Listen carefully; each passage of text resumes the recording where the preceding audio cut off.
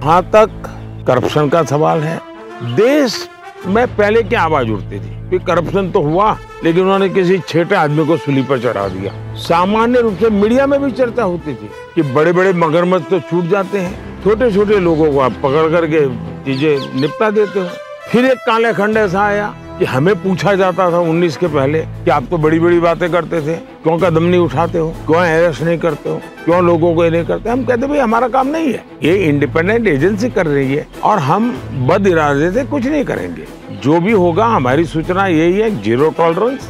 दूसरा, तथ्यों के आधार पर ही एक्शन होना चाहिए, परसेप्शन के आधार पर नहीं होना चाहिए। तथ्य जुटाने में मेहनत करनी पड़ती है।